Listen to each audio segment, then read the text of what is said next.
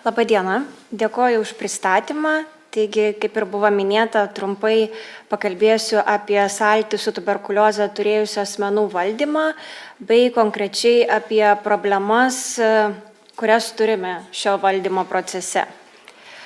Trumpai apie mūsų funkcijas. NVSC specialistai, kurie atlieka užkrečiamųjų ligų epidemiologinę priežiūrą, privalo nustatyti tirtinus dėl užkrečiamųjų ligų asmenis. Ir jeigu kalbame konkrečiai apie tuberkuliozę, tai atliekant tuberkuliozės atveju epidemiologinį tyrimą išsiaiškiname šiuos asmenis, kurie turėjo artimą sąlytį, sudarome šių asmenų sąrašą, informuojame šiuos asmenis apie tai, kad jie turėtų pasitikrinti sveikatą nedelsiant, bet ne vėliau kaip per 1 mėnesį.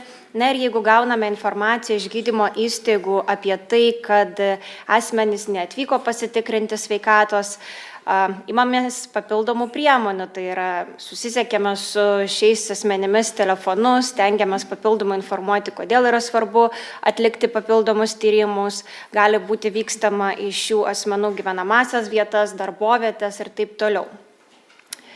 Kodėlgi šie asmenys yra tokie svarbus?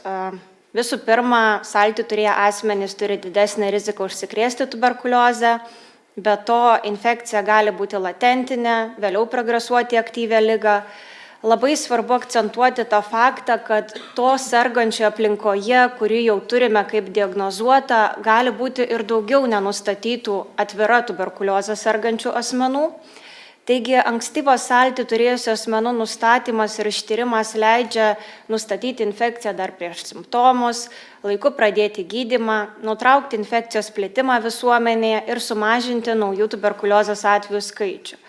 Galima teigti, kad kiekvienas neištirtas sąlytį turėjęs asmuo tai yra potencialus naujas tuberkuliozės atvejis. Kažkiek informacijos skaičiais. Vadovaujantis tuberkuliozės valstybės informacinės sistemos duomenimis, pastaraisiais metais vis daugiau yra tų naujų tuberkuliozės atvejų, kurie buvo nustatyti tikrinant sąlytį turėjusius asmenis.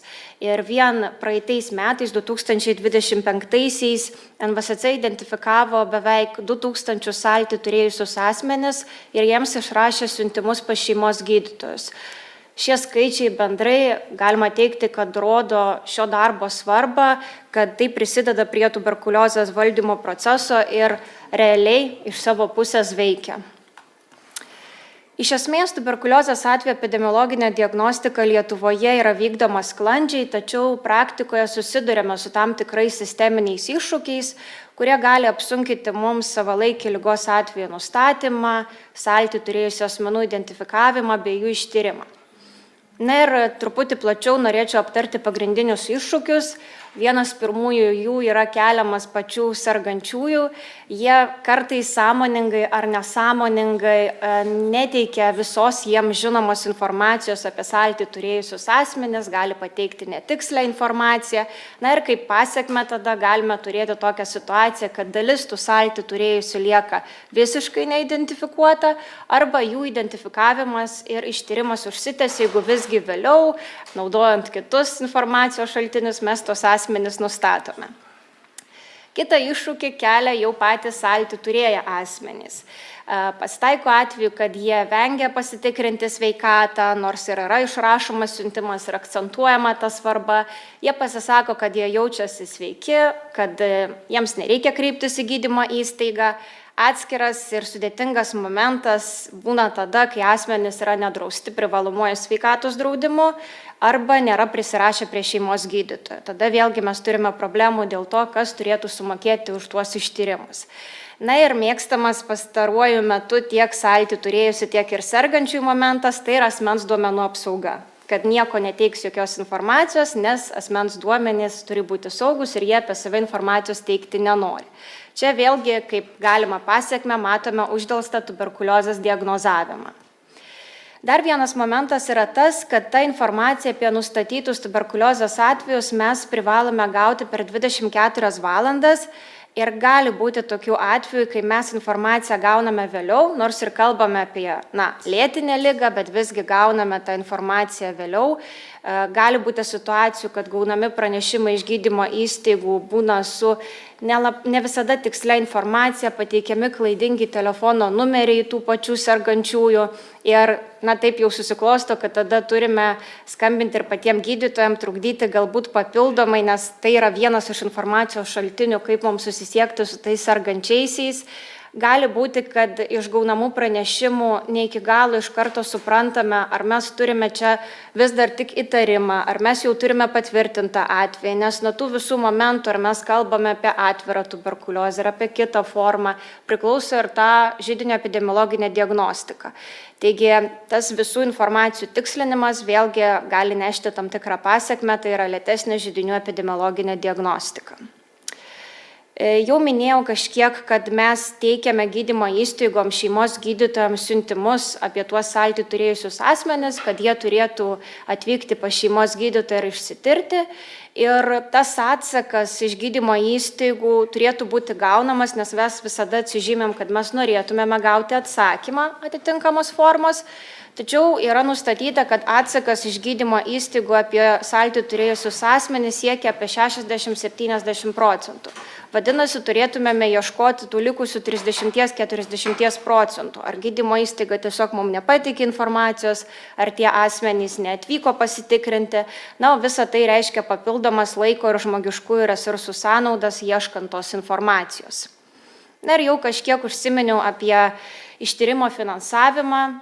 Yra sudėtinga ištirti nedraustus asmenis, savivaldybės taiko skirtingas praktikas, yra savivaldybių, kurios turi pasitvirtinusios tuberkuliozės prevencijos programas, tada tie tyrimai yra atliekami būtent iš tų programoje numatytų lėšų.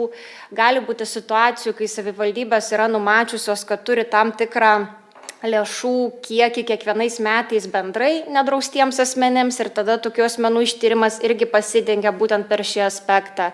Skirtingai tuos mūsų siuntimus interpretuoja ir gydymo įstaigos. Vienos interpretuoja, kad tai yra būtinoji pagalba ir tada pasidengia tas, sakykime, finansavimas. Kitos yra nusimačiusios savo vidaus tvarkose, kad privalo savo pacientus ištirti, nors jie yra ir nedrausti ir ištiria. Bet yra ir atveju, suprantama, kai tie nedrausti asmenys susimoka arba tada neišsitiria visiškai ir lieka ta dalis rizikos grupėms priklausančių asmenų, kuri lieka neištirta. Vaikų profilaktika.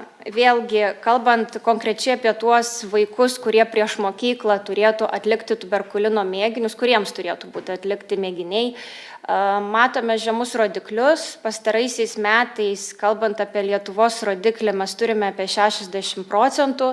Tai vėlgi čia kaip galima pasekmė yra anksti nepastebėta infekcija. Be abejo, iššūkiai iššūkiais, bet siekiant juos kažkaip tai įveikti, jau turime ir gerosios praktikos pavyzdžių. Vis tiek siekiant išvengti tam tikrų anksčiau išvardintų problemų yra aktyvus, efektyvus bendradarbiavimas su savivaldybėmis, su seniūnijomis, socialinių paslaugų centrais, su visuomenės sveikatos biurais ir pačiomis gydymo įstaigomis. Kaip jau minėjau, kai kuriuose savivaldybėse yra užtikrinamas nedraustų asmenų tyrimų finansavimas.